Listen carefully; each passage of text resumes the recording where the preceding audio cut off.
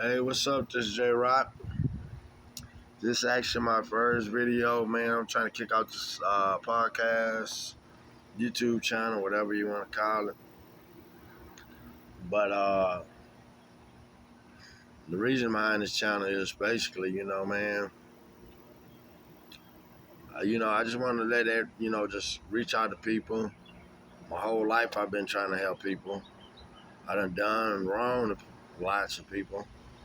But at the same time, I always try to reach out to people, through organizations, through the kids, through the community, just anybody, you know what I'm saying? If I try to help, I always try to help someone. But at the same time, you know what I'm saying, I feel like I got a story, you know what I'm saying? A lot of people out here, rappers, a lot of, just everybody, they gotta say they got a story or whatever. I feel like I got a story, uh, a story that people that can relate to in life, you know what I'm saying? I'm just an ordinary person. I'm not rich. I'm not, you know what I'm saying? I'm just an average person, but I done been through the peaks and the valleys of life, and I done felt like I done learned through those instances I done went through. And it's just like your child, you know what I'm saying? If you got a child, you're gonna use your instance, the stuff you went through in life, so they won't have to go through it. So that's pretty much what I'm doing, man. I feel like, God will bless me, bro. There's not too many people, There's a lot of people with more money, a lot more, but there's not a lot of people, man, that have been through the stuff and had the experiences that God just, man, to protect me through, man. For me, I know people hear that a lot, but, bro, if you follow my channel, subscribe to my channel, rock with me, and through the videos, through the time, you're gonna see, man, it's Ryan Cut, man. Ain't nothing on here, cap, ain't nobody trying to fresh, trying to glorify nothing, man. I know it's people out there, you know, that, just going through the same thing I go into I'm 46. I know it's people out there that went through stuff that I went through at a younger age, when they're 20s and they're 19, they went through life. And hopefully get them some understanding. And then also get it some people from the outside that's not in it, that give them a little in-depth, you know what I'm saying, or the realness of life, you know what I'm saying? The realness, you know what I'm saying, some people really go through, and, a different way of seeing things, not just what you're seeing through the TV and through entertainment, or the young black male, the young black male, man, bro, it's hard. You can't go. It's hard to understand, man. You got to be there. So the first, I'm gonna just bring out. Growing up, I was that young black male, man, in the hood, just everything, just like everybody else, bro. And through all of that, man, I'm gonna give you the whole wild story, big picture, quick review, and then as videos go on, I'm gonna take you more into detail. I'm gonna paint a picture for you of events. You know what I'm saying? First hand events, man, and that you ain't know how the such feel, but the basic overall picture, I'm gonna take you from when I was born until now. I'm 46 years old, so I'm gonna take you from 10 years old to 46 real quick in the next 5 minutes. All right. I grew up in Houston, Texas. I was born Houston, Texas. My dad from Fifth Ward. My mom is from Beaumont. All right. I was born right here in Trinity going. Well, we're going to call it Kashmere going. Lay Road, Weaver Road, Homestead. And my mom, my dad, mom, well, I'm just going to speak. I ain't going through all that. We're going to go. But basically, I grew up over there. You know what I'm saying? And when I grew up over there, I was, hey, it was, you know what I'm saying? It is what it is. It's the block, you know what I'm saying? But it was like my whole life, man. I always just man, I just fought for my respect. You know what I'm saying? I just remember at a young age just fighting every day. It's either you go outside in the street, you're gonna fight. You're gonna play football, basketball, baseball. But at the end of the day, by the time it get dark, you're gonna get in a fight. You know what I'm saying? That's just what it is. I thought it was normal. You know what I'm saying? Now I see like that shit was normal, but it built so much character in me. I look back on it now, man. That homestead when we were road, man, that thing built me, man, to where I am. And it ain't just about just fighting stuff. It's just like, just being stand up, you know what I'm saying, being strong, your faith, being a leader, you can't fall for anything. So basically, that young age, man, I was out there fighting, and I started doing stuff. I went to Terrell Middle School. I ended up almost, at the age of 10, I almost killed this kid. He was life flighted, and then like they had a big road. It was so much stuff, but I was that age, I didn't know. But I look back on it, I think my mom was like, "Man, let's get the hell, get him up out of here. He's just getting too wild at a young age, 10 years old." My brothers and sisters, they was running, but they was about it. But it just like I knew that's why we moved. So from moving over there, we moved a little bit north of the city. Not far, still in the city, Aldine area. In the Aldine area, back then it was pretty much it was a nice area, back then. This was like in the 80s. So once I got to the mail route, it was like a whole different way of life, you know what I'm saying? Because I was used to all black communities. And then when I got there, it was a mixture. When I went to high school, it was Hispanics, blacks, and whites. So it was just like, it was kind of different. The teachers, the schools really, and, the teachers really cared, you know what I'm saying? Like, I honestly, like, facts, man. That's once I got older, man, when my kids gone, I was like, man, I always took pride in what school they went to.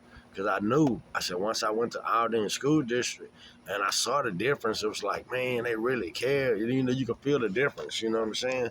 So I got into sports and I fell in love with football. I always did like football, my dad, but once I did, that fool, when I went to church, it was just line up, hit somebody, boom, yeah, it wasn't no organization. But when he got there, it was just like, it was something different, man. So I just fell in love with football. And that's all I wanted to do. So I went, and that what really got me through high school. I know if I didn't play sports, I would just been on some other stuff. But I knew it was no pass, no play. So if I couldn't play, if I didn't take any membership, I couldn't play football, and I wasn't let none of that stop me. So basically, that's what got me through high school and graduated. My love for football. So once I graduated, I was out there. I was like, just super crazy, super. I'm take that back. I wasn't super crazy, but I was just eager. I was just eager, to do something. And then I never remember. I was just like, I never had this plan in a day of my life. I was just sitting there, and I was like, high school, everybody was going. So, people was getting football scholarships. People was going to college. What y'all doing? What y'all doing? I had no plan. And I just remember people just talking like, what you doing? Everybody, you know, had plans of what they finna do. We were about to graduate like a week before graduation in high school. So I'm like, man. So I went in there and I was like, it was a neighbor recruiter in the kitchen lunchroom and stuff. So I was like, man, I just never I wanted something to do. I didn't talk to my mom. I never mentioned this to everybody. And he was just sitting there. I went up there, talked to him, and I signed up. He was like, man, you gonna sign? I said, when's the first day I can leave? I think we graduated, it was like a week after graduation, the date. I said, I'm kind of mad at my mom. So I was like, that's the date. The week after graduation. Went up to, it was like, so for me, walking up to that desk 2 weeks later, I was gone.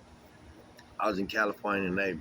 But, how you say you can run away with stuff, but you know what I'm saying, you still gonna be that same. So when I got there, I was free. I was able to be my own self.